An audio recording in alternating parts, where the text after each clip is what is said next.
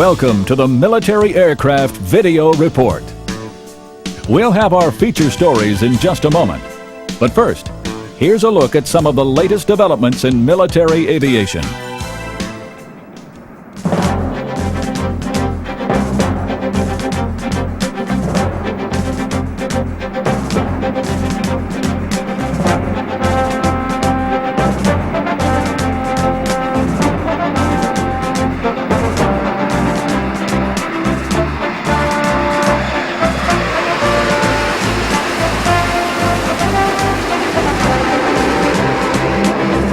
It's a dramatic new day in the world of strategic arms.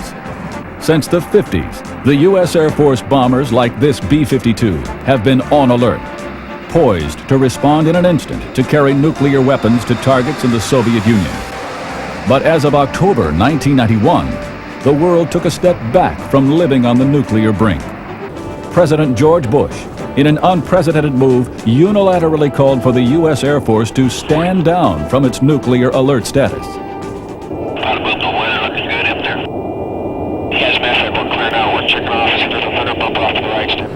The Strategic Air Command has about 280 bombers at 12 bases, and at any given time, 40 of them have been kept on alert, fueled and armed with nuclear weapons. In addition, production of a new nuclear standoff missile, which would have been carried by the aging B-52, will be canceled. For now, a conventional arms mission will continue for the B-52s. And just in case the world does take a turn away from peace, the alert status can be restored in as little as 24 hours.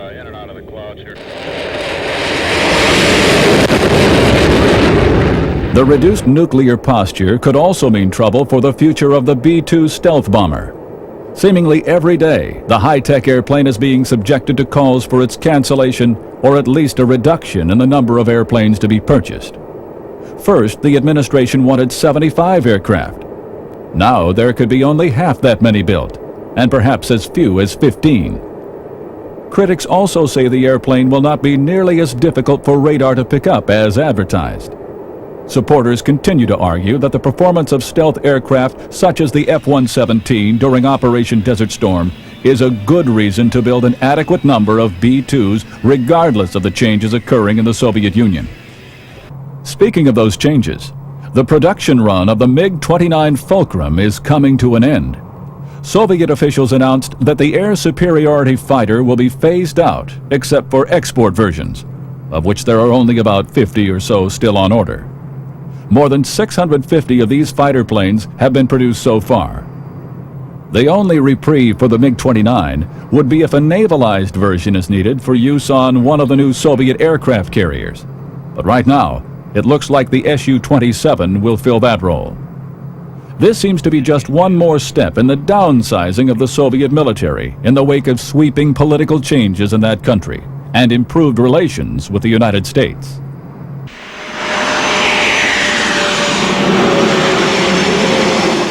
The final figures are in, and the A-10 Warthog proved to be one of the most cost-effective airplanes used in the Gulf War. The A-10s launched more than 90% of the Maverick missiles used to take out Iraqi tanks and other vehicles. The Warthogs flew more than 8,000 sorties. That's close to 10% of all combat missions flown. Even though it is definitely a close air support aircraft, the A-10 can also claim the only air-to-air gun kills of the war, with 2 Iraqi helicopters to its credit. The A-10s have been holding up pretty good. We've had a few come in here with damage, but not as many as we had expected from the beginning. Finally, it proved to be as tough as advertised, coming back with battle damage that would send most aircraft spinning into the desert. In an upcoming issue of this program, we'll take a closer look at the A-10 in action. Expect new and ever-widening roles for the FA-18 Hornet in the future. U.S. naval aviation is going to undergo massive changes in the next decade, and the Hornet is seen as pivotal in helping project power from an ever-decreasing number of carrier battle groups. The FA-18 jumped to the forefront with the cancellation of the A-12 attack plane. At the same time, attempts to change the F-14 to a long-range strike airplane are running into problems as well. In addition, the A-6 is not scheduled to be replaced until the new AX attack plane is finished, and that will be well into the next century. Upgrading Hornets to handle everything from all-weather night attacks to air superiority is seen as the answer. From now on, the word will be multi-mission, one airplane doing a number of jobs.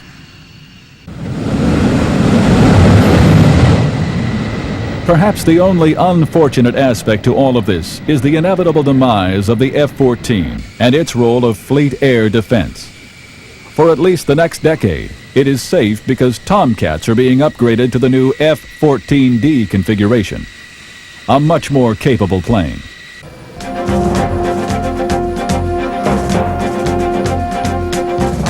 Perhaps a way can be found to keep it around even longer, because the Tomcat has certainly earned a place in history as one of the truly great air-to-air fighters ever built.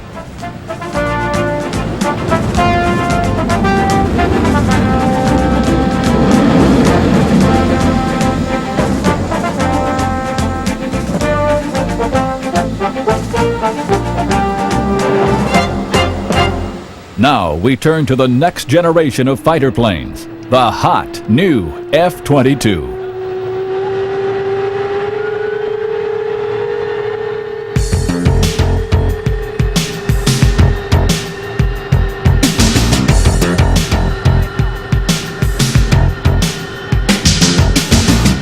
The future is here today, and it is like nothing that has ever taken to the skies before.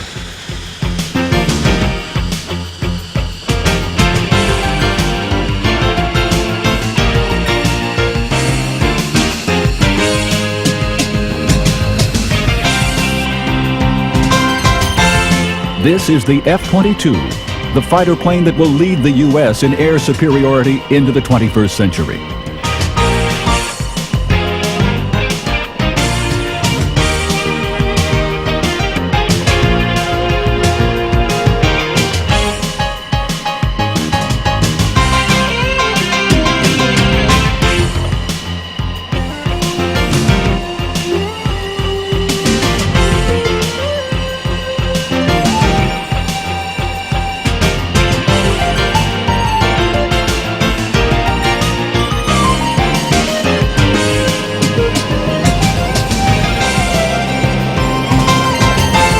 It's an $11 billion program that has taken nearly 4 years just to get to the flight test phase.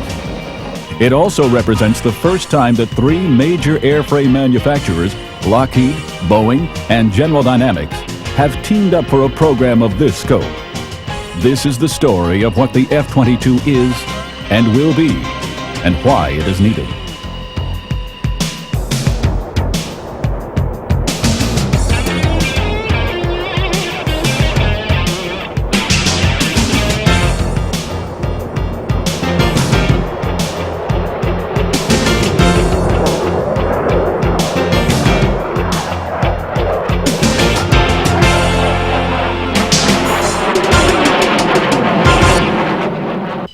This is part of the justification given for having the F-22. Soviet fighter technology has made tremendous strides over the past decade. The MiG-29 Fulcrum, seen here, is nearly the equal of the U.S. F-15. And even though the Soviets are going through political changes and cutting back on production of this airplane, there are still an awful lot of them out there in hands of nations that might not be friendly to the United States. In addition, this aircraft, the F-15 Eagle, will be at least 25 years old by the time the first F-22s go into service. The Eagle is still the best fighter plane in the world today. But at this point, only pilot training and superior avionics keep it from being overtaken by contemporary Soviet designs. The answer, although it is expensive, appears to be the F-22. In order to be selected as the advanced tactical fighter, the F-22 had to edge out some pretty tough competition. McDonnell Douglas and Northrop attacked the problem from a different direction.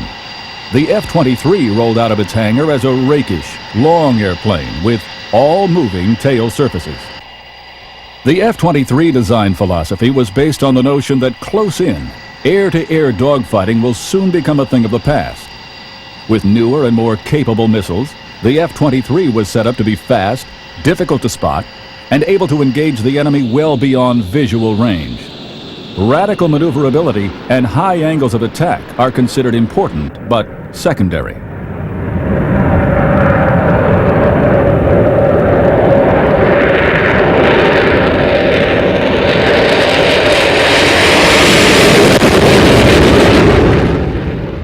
The first flight of this airplane also went well, and the F-23 did an effective job during early flight tests. Nose closed, mains closed. Looks good. All in all, it was a very impressive display, and optimism was high in the F-23 camp as the first flight came to a flawless touchdown.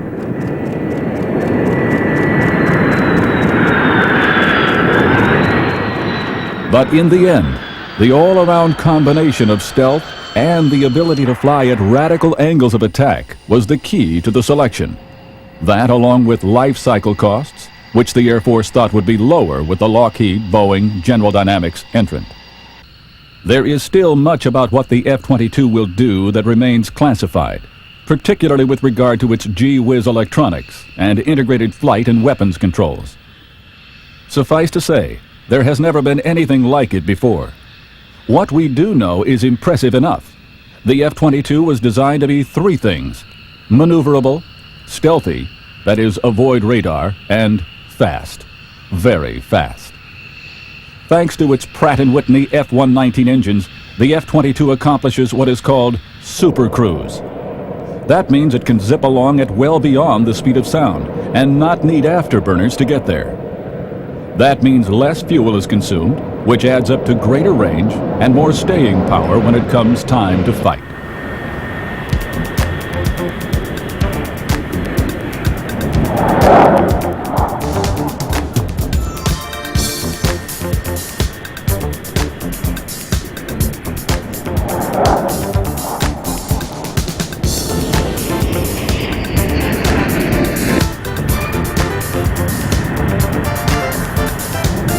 With selection completed, the full flight test program is now underway.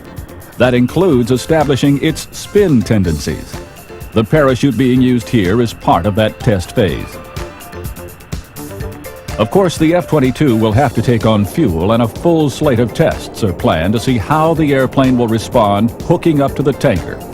So far, so good.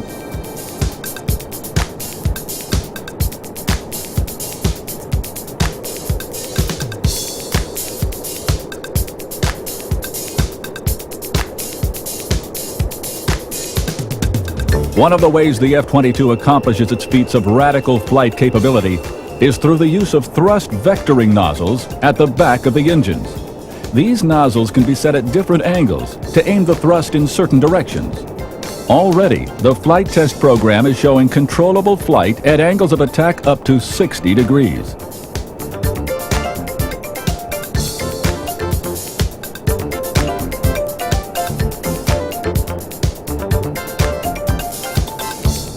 As to armament, the F-22 carries its load internally.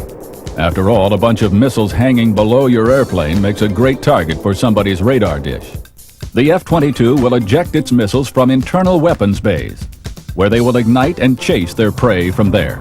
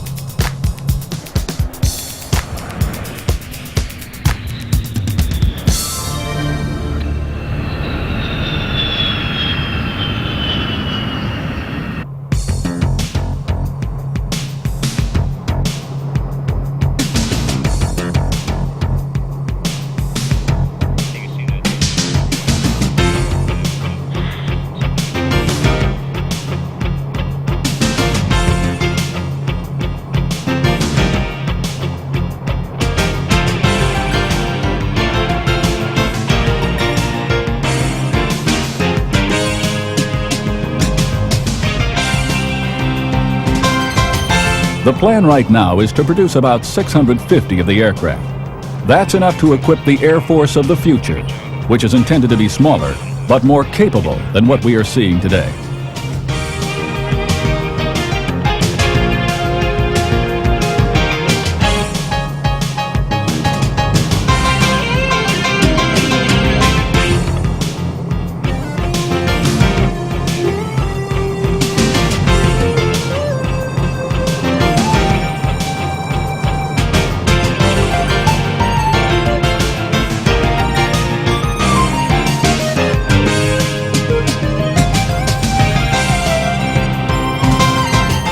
It won't be until the year 2002 that the first tactical fighter wing with F-22s will be operational.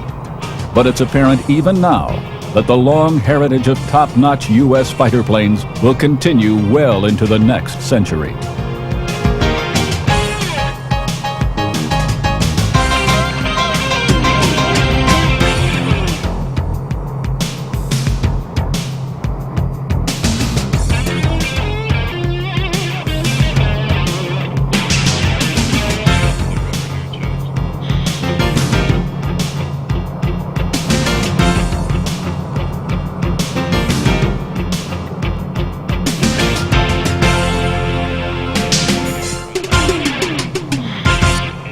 From the testing flight line, it's on to the front line during Operation Desert Storm.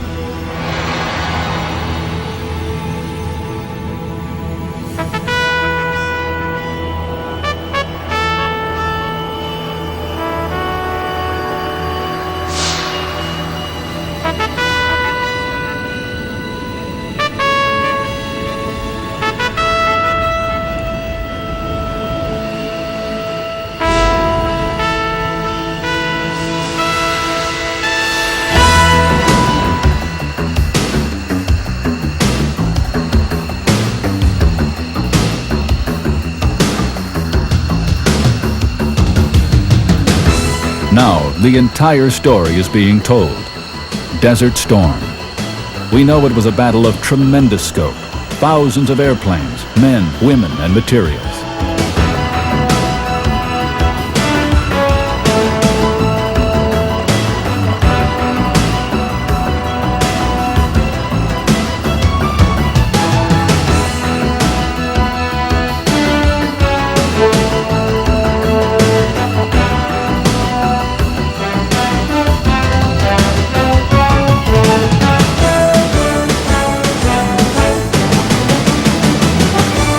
But as with any battle, it must be fought by individuals. Singular people who have to climb into the cockpits to shoot down the bogies, fly into harm's way to drop the bombs, or keep it all going by loading the ordnance and maintaining the birds.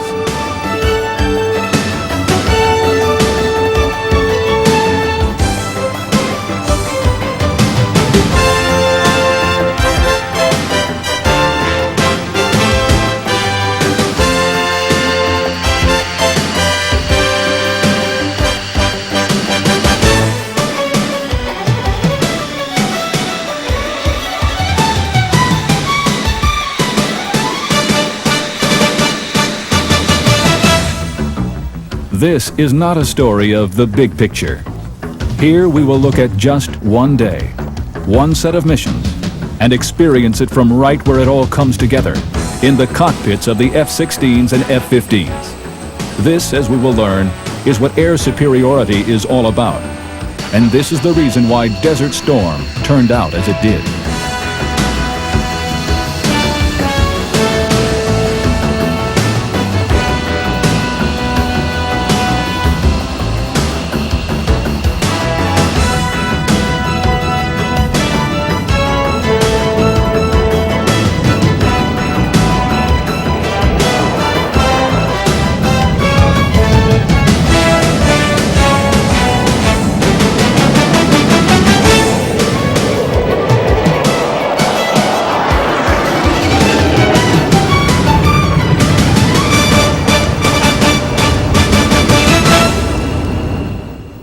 Early morning, somewhere in the desert of Saudi Arabia, a group of F-16 jocks discuss the upcoming mission. The thing I said about select the nose tail is out of there now. right? For the 113s, select nose only. For the 904s, 905s, that'll be nose tail. Already they have been out dozens of times, found hundreds of targets, and dropped a seemingly endless stream of bombs. Meanwhile, the ground crew is loading up the ordnance. They work quickly, realizing this is just one of several missions that will be flown on this day alone. As far as how quick we do it, it's just how quick the pilot can get back up in the air. And they're happy with the way we're doing it because the max time I believe that the pilots are having to sit on the ground is about 30 minutes. So as soon as he can get here, within 30 minutes he can be back up and heading back to hit them again. The last of the F-16s are topped off with fuel. The Vulcan cannon is filled with shells, and the fragile airplane literally seems to droop from the weight of its deadly cargo. At this point, there is a sense of anticipation and the not-so-secret hope that not only will the bombs be dropped on target, but perhaps some Iraqi aircraft will come out to fight as well. Obviously, it's a lot more fun when you know there's not.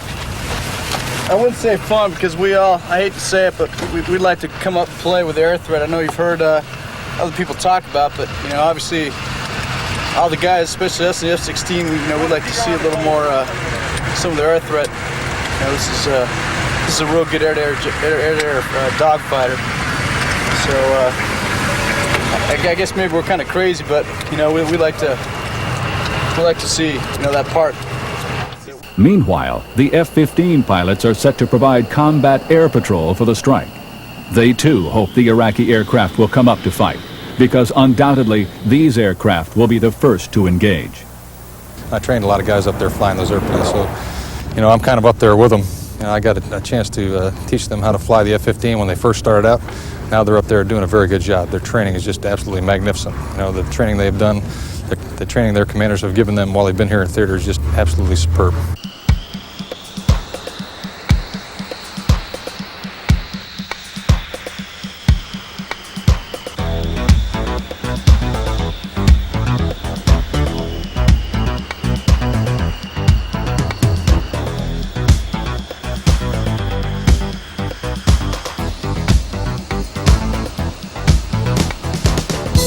And now, from many different locations, the many groups of aircraft begin the complicated process of carrying out a strike.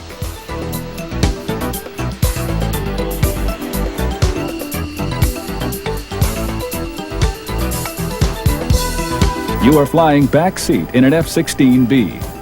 Slowly, throttles are advanced, and like some lumbering parade, you and your fellow pilots head for the active runway.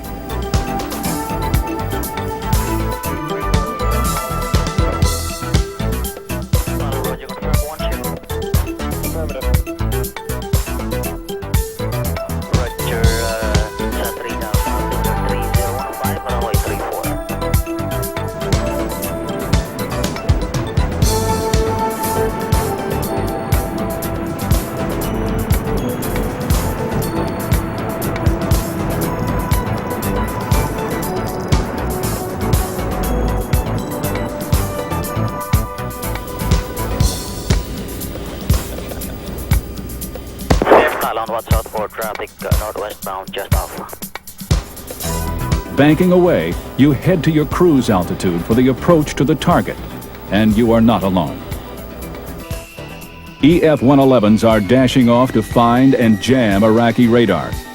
1 week into the war, there are actually very few active radar sites left in Iraq. But just in case, the sleek gray jammers will be hanging around.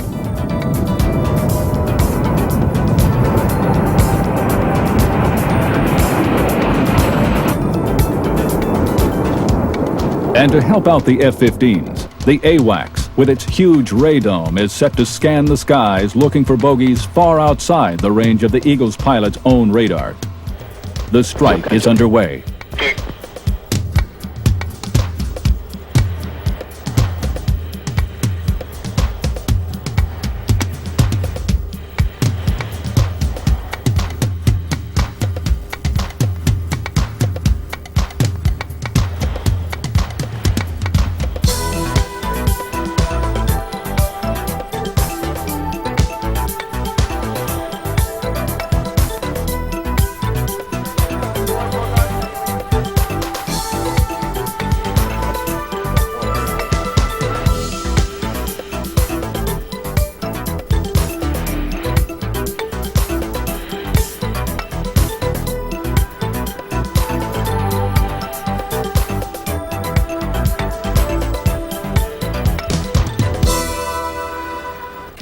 Soon the F-15s arrive on station and sweep the skies. Their role is crucial.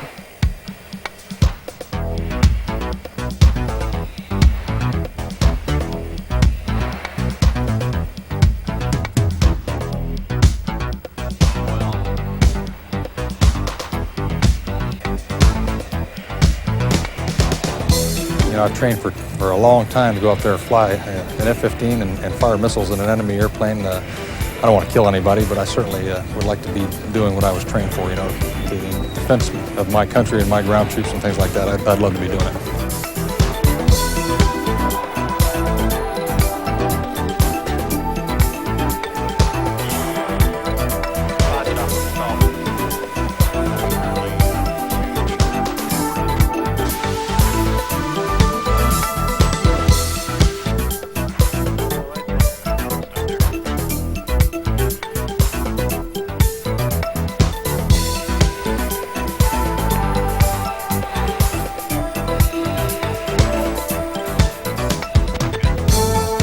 Meanwhile, the F-16s have found the tanker and begin taking on fuel. It is a long way to the target, and with all the extra weight, the fuel burn is terrific.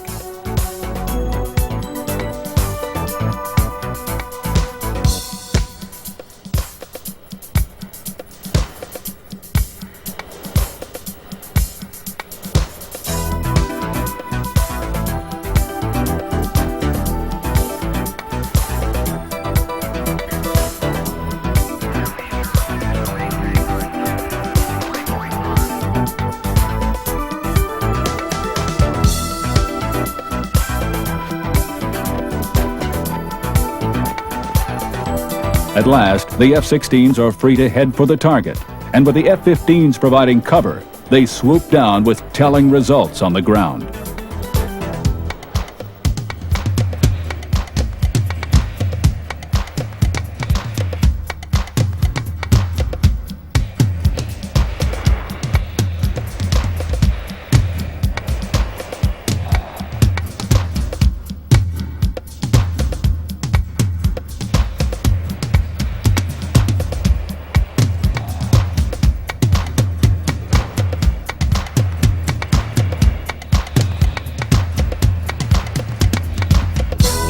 With stunning speed, it is over.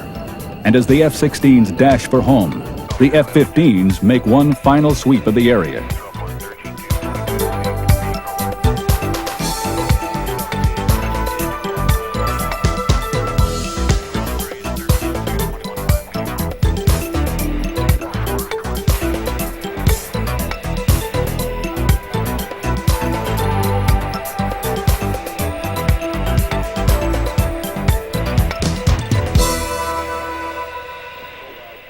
As we go, a pilot provides a remarkable running commentary on what we are seeing and experiencing. Today has been a mixed sweep.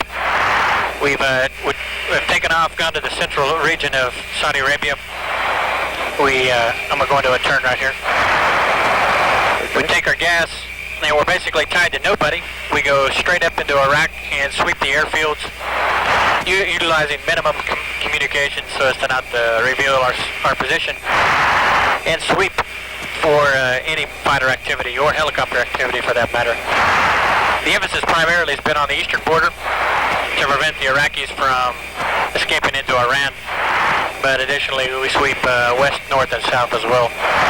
Today we started from the central, swept up toward Baghdad, hung a right to the east, looked at several airfields in the southeastern and eastern sector, ran the Iranian border, repeated that a couple of times, and then came back to Saudi Arabia to refuel. Finally, dusk begins to overtake the skies. In the distance, a column of smoke forms a lingering sign that the target has been hit, and hit hard. History has shown the constant airstrikes during Desert Storm proved decisive and demoralizing to the Iraqis. I can't imagine being or sitting there in a bunker, you know, if they're in their defensive positions or wherever they are, listening to that constant pounding, and also watching their tanks and things blow up. I can't imagine that would be very moralizing for them. You know, they have to be getting down in the dumps, I would say. At last, even the more lightly loaded F-15s need to take on some gas for the trip home. one last display of airmanship. Because as with so many things in military aviation, the margin for error is slim to none.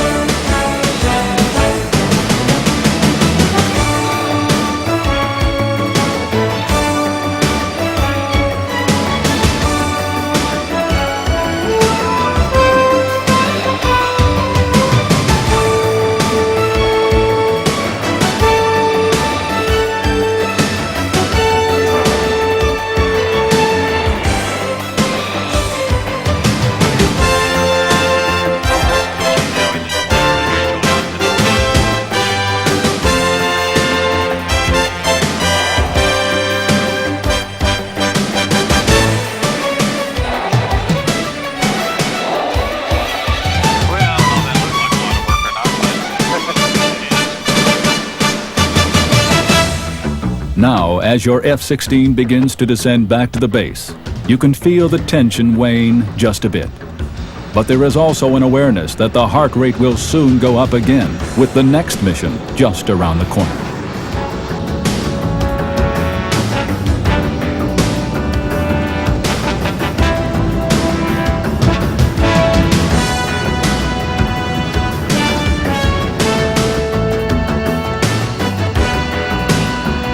During Desert Storm, pilots of many nations flew more than 100,000 sorties against the Iraqis.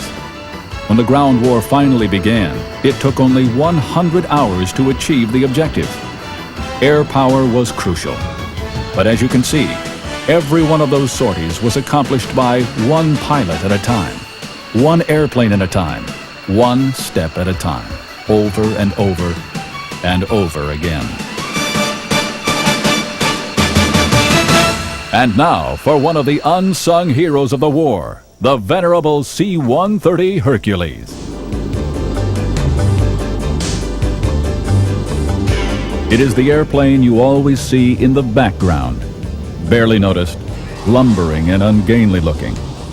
The fighter planes get the glory in the headlines, but those in the know will tell you that the C-130 Hercules performed the most vital role that eventually led to the coalition victory during Operation Desert Storm.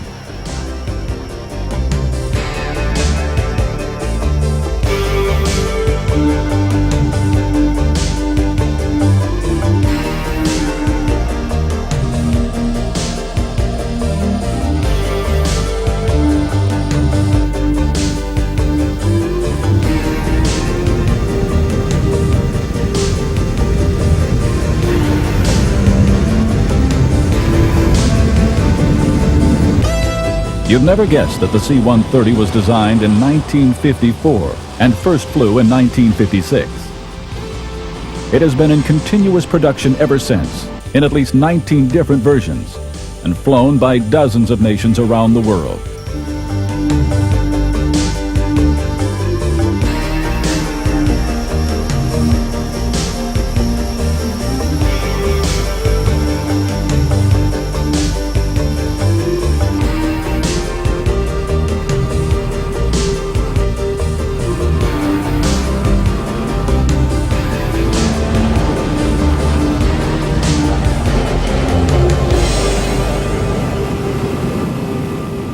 I think that we're a little bit behind the scenes. I think deservedly we're behind the scenes a little bit, but I will tell you that if our guys hadn't done what we've done so far, the coalition forces would not have a credible ground plant because the troops would not be in place and they wouldn't have the equipment that they need to go to war. After the ground war was concluded, it was revealed that coalition forces had moved far out into the desert north of Kuwait in order to strike out directly into Iraq. That meant that hundreds of thousands of men would have to be moved into position, along with all the gear and all the logistical support needed to keep them there. Most of that movement was accomplished by C-130s. Each mission begins with the loading of cargo to the front. In this case, fuel that will be used to keep the massive M1 tanks rolling across the desert. And there are troops, thousands of them, who must be taken into position before the attack could begin. Even before it began, the troops expressed a good deal of confidence in the C-130 crew members. At least I'm on a winning team, not a losing team. After takeoff, the crew sets a course for a remote strip along the Saudi border with Iraq. Already, the frequent U.S. airstrikes have taken out the ability of the Iraqis to perform the kind of recon missions which could provide early warning of the massive buildup. The C-130 crews fly close to harm's way, with little concern about Iraqi aircraft or anti-aircraft fire. We've been doing this for the last week or so, moving the 101st, 82nd Airborne Divisions up along the border. The reason we use the H model aircraft, both the H or the E would be capable of doing the same mission, but these have a little bit larger engines and just an extra margin of safety involved for the extra heavy loads that the tank makes on the aircraft. 4 Allison turboprop engines have the ability to thrust reverse, and the slow-speed handling techniques of the airplane are excellent. That means that all you need to land the C-130 is a nice straight stretch of road. And yes, even a 2-lane highway will do just fine. On the ground, a quick turnaround is the most important task. Huge fuel trucks are brought in to offload the gas for the tanks. The desert seems to swarm with activity because as soon as the C-130 is finished, another one will drop into the pattern for landing. And the cargo hold will be carrying just about anything you can imagine. Well, we deliver a multitude of different supplies. It may be anywhere from lumber that you see in the yard here to replacement parts for helicopters, possibility of ammunition too, because we're capable of carrying any of those items up to the north here. Underway once more. It's time to head back to the rear area to do the whole job again. Meanwhile, the ground forces moved into position for a massive attack that would end the war in just 100 hours. Of course, wars are not fought without casualties. And even Desert Storm, with its remarkably low death toll, still kept the C-130s busy as huge airborne ambulances. Just about every person injured during the war spent some time being transported in a Hercules. There are many who live to tell about it, because of the reliable old bird's ability to deliver time and time again.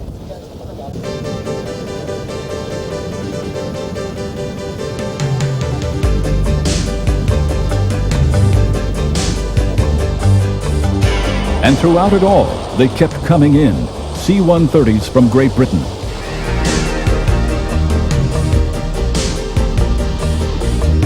The U.S. Air Force, both active and reserve units.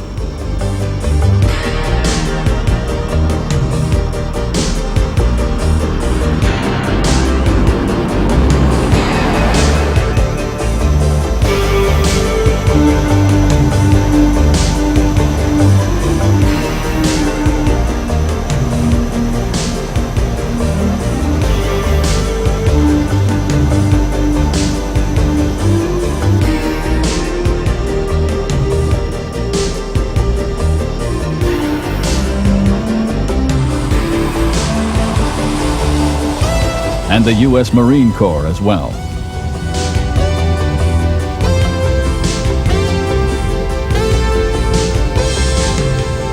Yes, it's approaching 40 years of continuous service. But there is still no airplane before or since that has done as much for as many with as little fanfare as the Lockheed C-130 Hercules.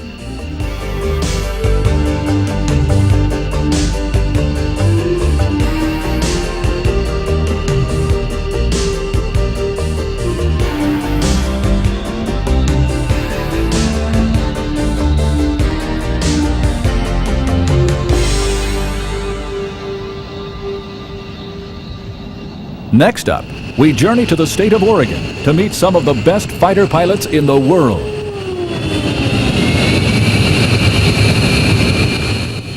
The air hangs heavy in the morning as an unmistakable sound echoes through the mist.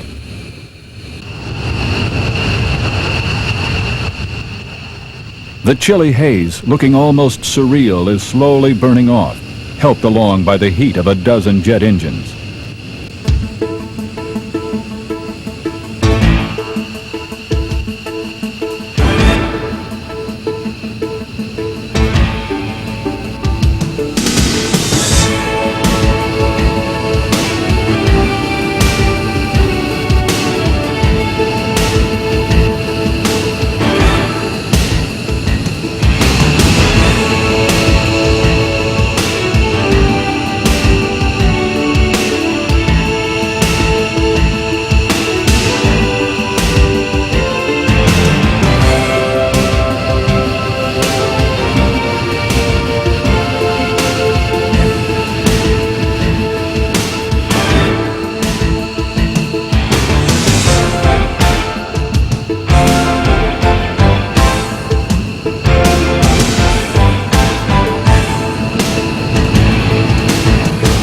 It is a scene one would expect to witness during the height of the Gulf War, or perhaps on a massive exercise at a large U.S. Air Force base.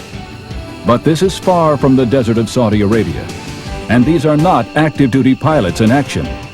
Meet the Red Hawks, F-15 Eagles of the 142nd Fighter Interceptor Group, Oregon Air National Guard. That's right, the Guard.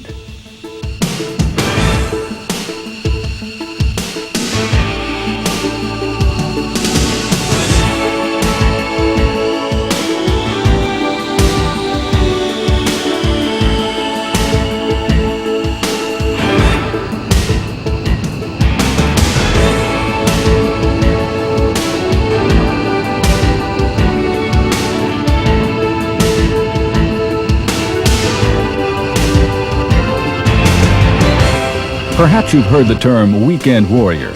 Well, what you're about to see should help put an end to that often used and somewhat condescending phrase. The Oregon Air National Guard has a reputation for fielding some of the hottest fighter pilots in the world, and they've been doing it for 50 years.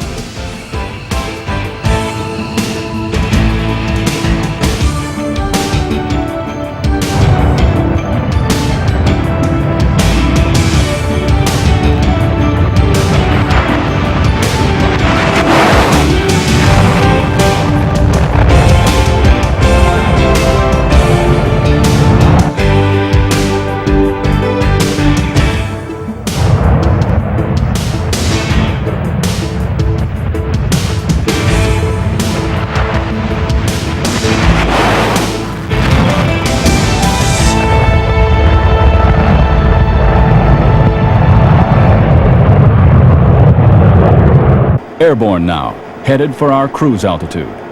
The missions can vary in length and intensity. On one day, it could be a routine flight to pay a call on a private pilot who forgot to file a flight plan. One can well imagine what it would be like to have something like this pull up next to you as you tool along in your beach bonanza. A sobering reminder that the skies are always being watched. 026, you say you're going to Sundance, is that correct? Roger. Let me know before you start descending out of 8,500 you have about a 10 knot overtake on the Comanche. But today, the 142nd has a special task. Several Soviet fighter planes, Su-27s, are coming to pay a visit, and it is a rare treat to see a potential adversary up close and personal. The heart beats a little faster just contemplating flying alongside the fabled Soviet jets. And soon one need no longer imagine. Flankers dead ahead.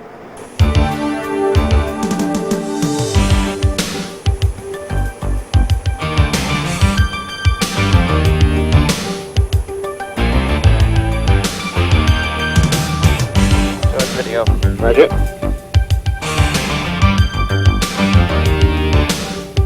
Yes, sir, 1492 contact.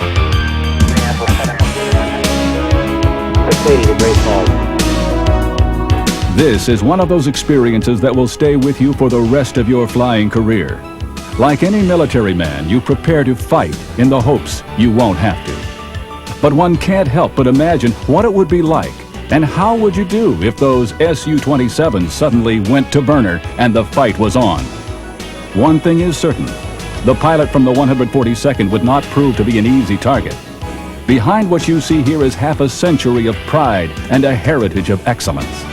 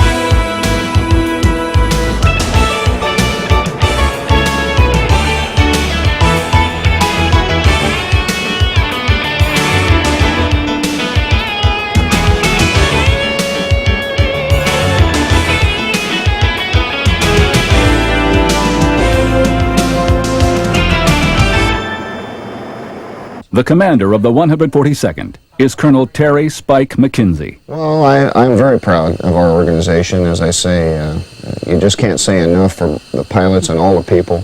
We have some real talent in this organization, and I'm just amazed at the expertise that they have. It all began in April of 1941, and since that time, the Oregon Air National Guard has flown at least 24 different kinds of aircraft. The list reads like a who's who of fighter planes and interceptors from the legendary P-51 through the Century Series jets of the 50s and 60s to the workhorse F-4 Phantom. In fact, it was during the tenure of this airplane that the Red Hawk's reputation grew to international proportions. On 3 occasions during the 80s, the 142nd won the coveted Top Gun trophy in their category at the interceptor competition called William Tell. 5 Bogey 340, 27, tracking 170. These pilots used the somewhat outdated Phantom to outfly and outfight squadrons with newer and more capable F-15s and CF-18s. Even during the 70s, the Red Hawks won so many awards, they were known simply as the winningest flying unit in the Air Force. When good people get some recognition, it attracts good people, and the good people we have flying have in turn attracted very good people that want to be members of the unit, so it's sort of a self-perpetuating thing. The transition to the Eagle began when budget cuts forced an active-duty squadron at nearby McChord Air Force Base to close up shop. All of its F-15s were handed over to the Red Hawks, and National Guard pilots assumed the alert status for both Oregon and nearby Washington State. Now the 142nd has the aircraft to compete with anyone. Future budget cuts do loom on the horizon for all the military. But on the other hand, on the whole, however, I think based on our record of great success over our 50-year heritage, I can't see anything but a bright future in fighters and staying with aircraft like the F-15. Perhaps even upgrading to a newer model of F-15 is what we are hoping for.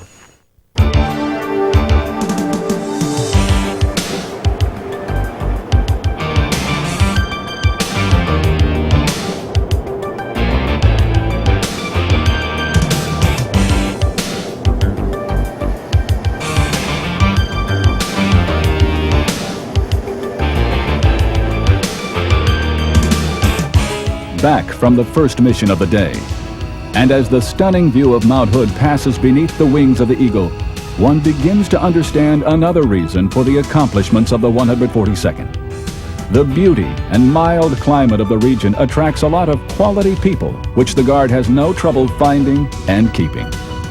We love the community, we love the area, and flying F-15s here, that's just a bonus.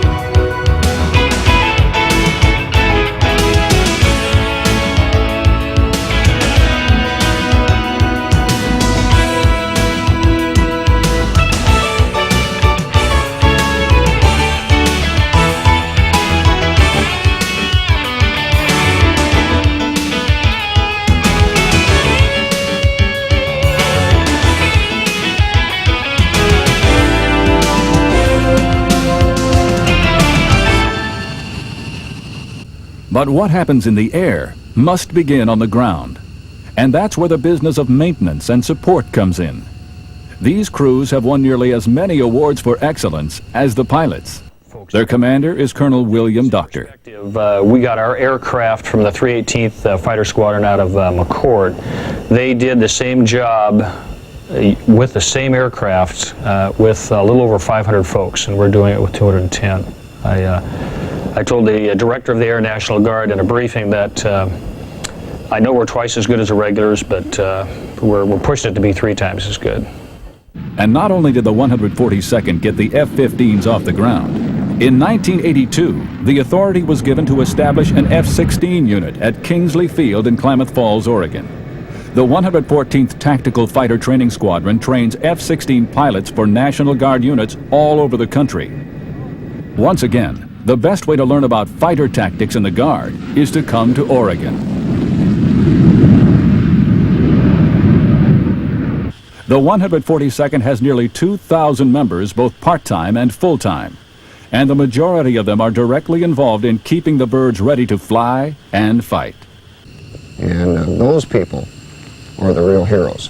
The pilot, of course, always gets the glory and gets to talk on the movies, but I'll tell you, it's the support people that make it happen, and we wouldn't be nearly the unit that we are without the extreme high professionalism and dedication that we have, particularly with our traditional guardsmen.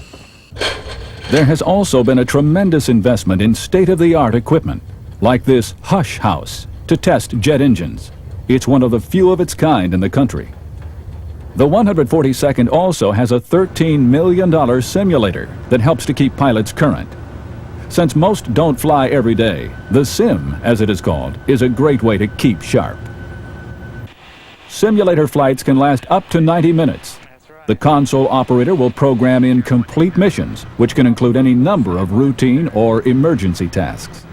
What we're trying to simulate is more in these two effects, is the fact that what's he doing? Is he flipping the right switch at the right time? Is he looking for the right signals? If we give him a hydraulic pressure, does he look at his gauge? Because here we can see it, but it's all the way in the back of the cockpit. The keys to survival in combat are quick thinking, the ability to do a number of tasks rapidly, and all the while keep what is called situational awareness. Simply put, it means you always know where you are, where the other good guys are, and most important, where did the bad guys go? Copy, Mongo 02. Contact this target. Clear to engage at this time. Clear to engage. Contact's been confirmed hostile. Clear to kill. Clear to engage, Mongo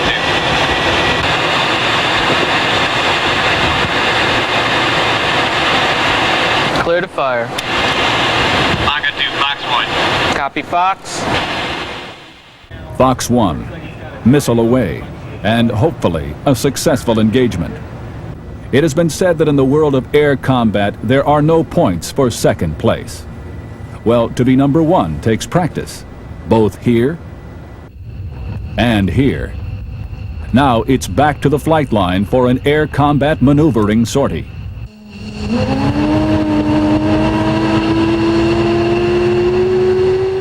It's time to put all the training and practice together with the work of the maintenance and ordnance people. Air defense is all about finding and shooting down other airplanes and cruise missiles. Many times you will practice against different airplanes from other units. But perhaps the toughest adversary you'll ever face is the man in the plane sitting next to you on the tarmac. Today, it's you against him.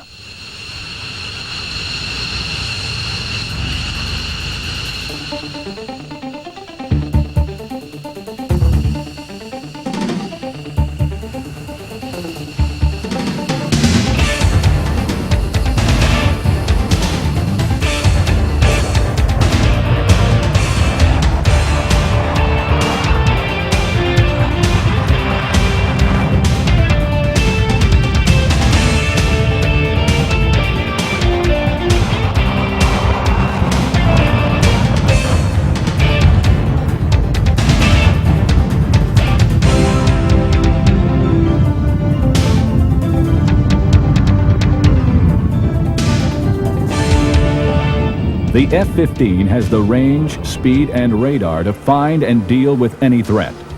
Soon you get in position, and the fight is on.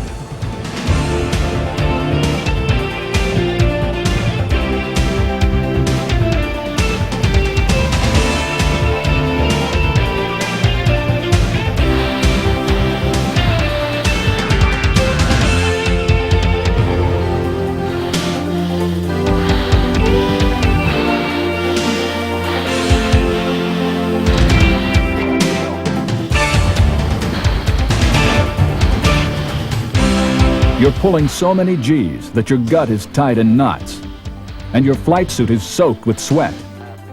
Modern jet pilots are supersonic athletes, but it's no secret that flying like this is a labor of love. Well, as a pilot, I like it a lot. I don't, as the commander, I fly a desk a lot more than I fly an airplane now, but when I get a chance to fly, it's a great airplane, it's a great challenge, and it's a real privilege to fly it.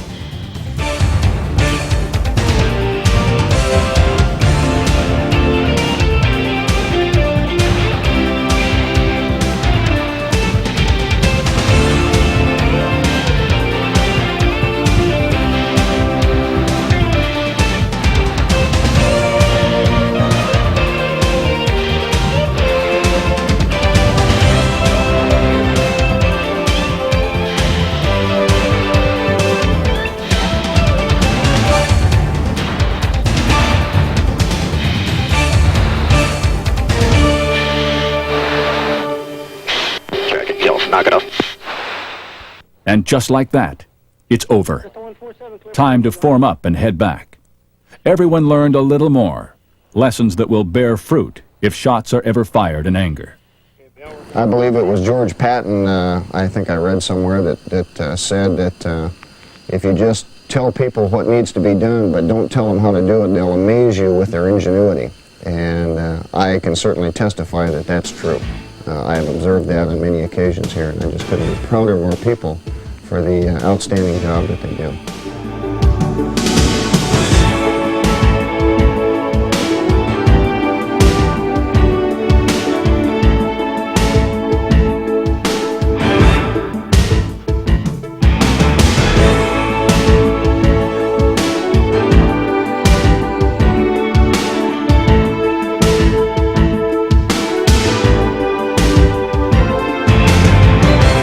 No, these are not weekend warriors with outmoded equipment. For 50 years, the Oregon Air National Guard has been showing the rest of the country and the world how it's done. And the next 50 years look just as bright.